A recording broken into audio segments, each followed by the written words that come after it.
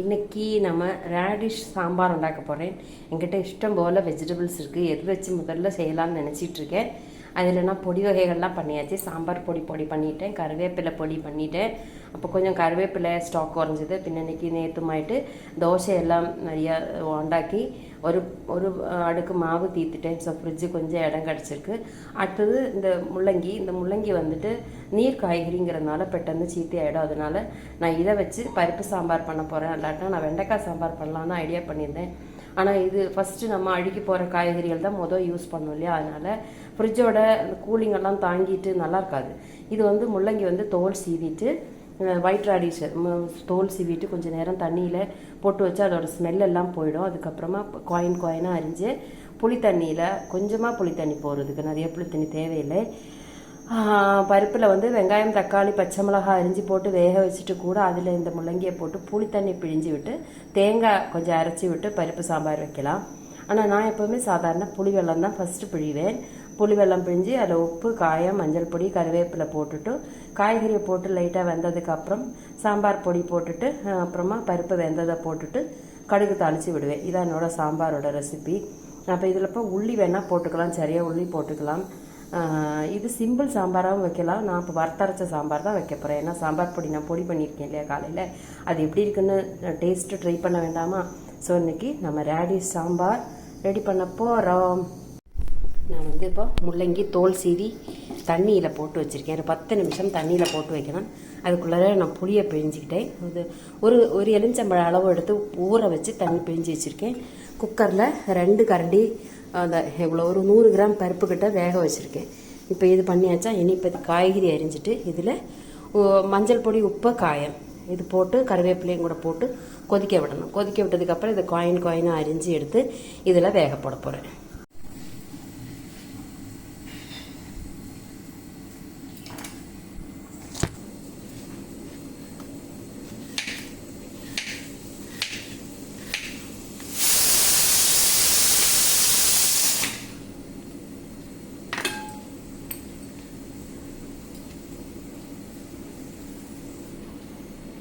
Coin மாதிரி வெட்டி தண்ணியில் கொஞ்சம் நேரமாக அந்த ஸ்மெல் போகிறதுக்காக வச்சுக்கணும்.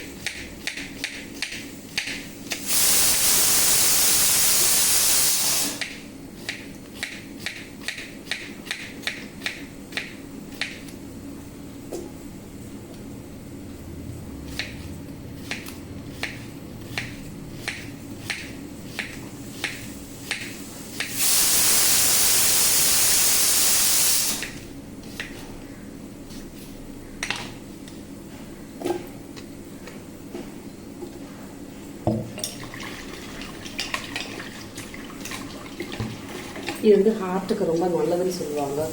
இந்த ராடிஷு ஒயிட்லேயும் இருக்குது, ரெட்லேயும் இருக்குது. நீருள்ளி அப்படின்னு சொல்லி கர்நாடகாவில் ஹிந்திக்காரங்க சொல்லுவாங்க. நீருள்ளி இது பக்கோடாலாம் பண்ணுவாங்க அவங்க ஊரில். நல்ல வாழைத்தண்டு மாதிரி இருக்கும் பார்க்குறதுக்கு. நைஸாக அரிஞ்சிட்டு இதெல்லாம் புளி தண்ணியில் வேக வைக்கலாம்.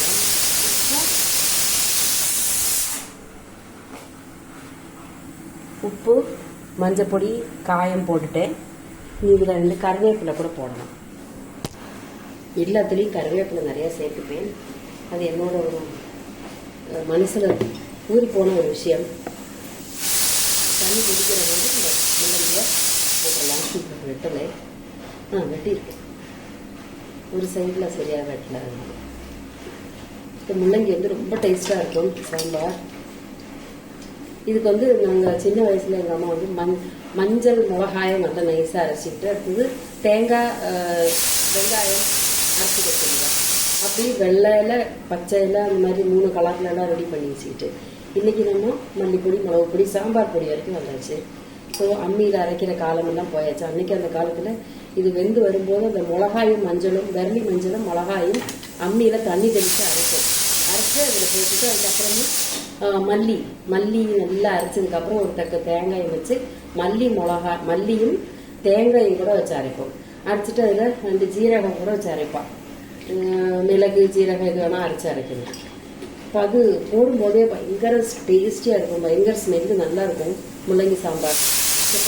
நான் என்னோடய சாம்பாரில்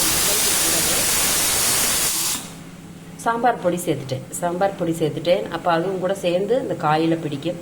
இப்போ காய் வந்து வேகும்போது உப்பு கண்டிப்பாக போட்டிருக்கணும். அதுக்கப்புறம் உப்பு போட்டால் சேராது. உப்பு, மிளகு, சாம்பார் பொடி எல்லாத்தையும் போட்டாங்க. பருப்பு வெந்துக்கிட்டு இருக்கு. எனக்கு ஒரு 4-5 விசில் ஆயாச்சு. நல்லா நைஸாக பருப்பு வேகிற வரைக்கும் வேக வைப்பேன். அந்த மணம் வரும்போது ஆஃப் பண்ணிவிடுவேன். ஸோ நல்லா நைஸாக பருப்பு வெந்தால் தான் கரைச்சி விடும்போது நல்லா மிங்கிளாகும். பருப்பு வேகாட்டாலும் இப்போ இந்த இதில் வேகும் போதே நம்ம இதில் மிளகா பொடியும் அந்த புளியும் கூட உப்பு எல்லாம் சேரட்டும். நம்ம அதுக்கு அடுத்தது என்ன செய்ய போகிறோம்னா பருப்பு சேர்த்துடணும், கடுகு தாளிக்கணும், அவ்வளோதான்.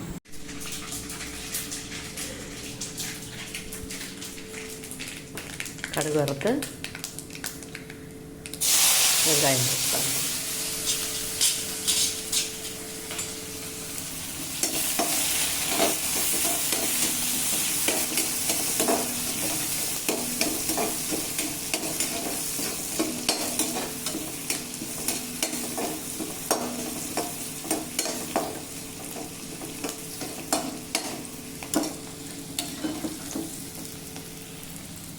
சாம்பாரில் போவோம். இப்போ முள்ளங்கி இங்கே வெந்துட்டுருக்கு, நல்லா வேகட்டும். இந்த வெங்காயத்தை நம்ம வேறு அதுக்கு யூஸ் பண்ணப்போ கொஞ்சம் கூட வெங்காயத்தை போட்டு வதக்கிக்கலாம். அதுக்கடையில் நம்ம கேபேஜும் கேரட்டும் சேர்த்து அரிஞ்சு வச்சுருக்கோம். இது நம்ம சைட் டிஷ் ரெண்டாமது பண்ண போகிறோம். குழம்புக்கு தொட்டுக்கிறதுக்கு ரெண்டாமது செல்லுவா அது பண்ண போகிறோம்.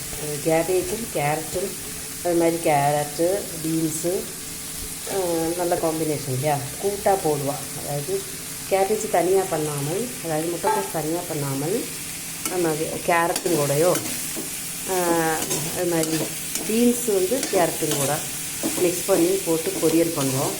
இப்போ இங்கே நான் கேரட்டும் முட்டைக்கோஸுமாக சேர்த்து பண்ண போகிறேன். இது நல்லா அந்த வெங்காயத்தை தாளித்ததில் நம்ம இதை போட்டு நல்லா பெரட்டி எடுத்துட்டு கொஞ்சம் உப்பு, மஞ்சள் தூள் போட்டு கொஞ்சம் தண்ணி தெளித்து வேக வைக்க போகிறோம்.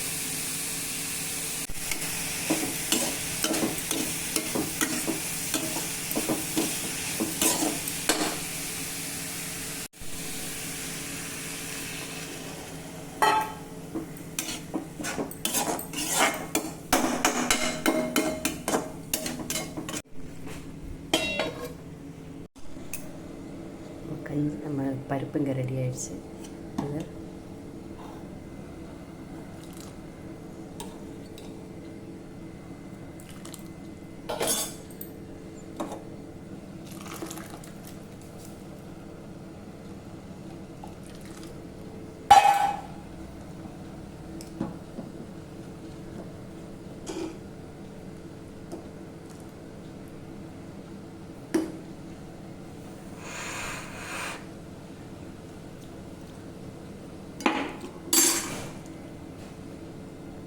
கொதிக்கட்டும்.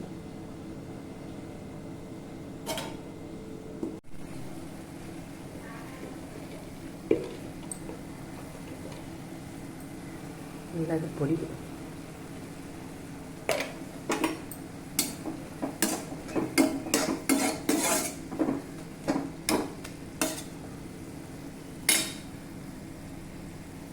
கொஞ்சம் ஜீரகத்தூளும் கூட போட்டு வந்துட்டு கொஞ்சம் காரம் கம்மியாக இருக்குது. புளி தான் கொஞ்சம் மேலே தூக்கி நிற்கிறது. நான் சொன்னேன் இல்லையா, முள்ளங்கி சாம்பாருக்கு அதிகம் புளி தேவைப்படாது. சாதாரண சாம்பாருக்கு புளி எடுக்கிற மாதிரி எடுக்கக்கூடாது. அதில் பாதி தான் புளி எடுக்கலாம் முள்ளங்கி சாம்பாருக்கு. நான் வந்து நாரங்க அளவு எடுத்தேன்னு சொன்னாலே அது கொஞ்சம் கூடுதலாக இருக்குது. அதனால் நான் பருப்பு பொடி பொடிச்சு வச்சுருந்தேன் நேரத்தை. அதாவது மேம்பொடி, அரிசி, உளுந்து, கடலைப்பருப்பு, பெருங்காயம் எல்லாம் வறுத்து பொடி பண்ணி வச்சுருந்தேன். அதை போட்டுட்டு கொஞ்சமாக பெப்பர் பொடி ஒரு 1/4 ஸ்பூன் போட்டிருக்கேன். இப்போ இது கட்டி ஆகிடும், சரியாயிடும். அப்போ புளிப்பு கொஞ்சம் சமனாகிடும். நம்ம அதனால தான் தக்காளி போடலை. இனி இதில் வந்துட்டு கொஞ்சமாக சொட்டு நெய்யும் விட்டு ஒரு துண்டு சர்க்கரையும் சேர்த்தால் நம்ம அந்த புளிப்பு குறைஞ்சிரும். நெய் விடும்போது நல்லா ஸ்மெல் வரும். மல்லி இலையும் கூட அரிஞ்சு தூவிக்க போகிறோம். சாம்பார் சூப்பராக ரெடி ஆகிடுச்சு. நான் 2 முருங்கைக்கோல் கூட போட்டிருக்கேன், உங்கள்கிட்ட சொல்லலை. நீங்கள் புளியை கம்மி பண்ணிவிட்டு வெங்காயம், தக்காளி, பச்சை மிளகாய் அரிஞ்சு போட்டு இந்த மாதிரி சாம்பார் ட்ரை பண்ணுங்கள், சூப்பராக இருக்கும்.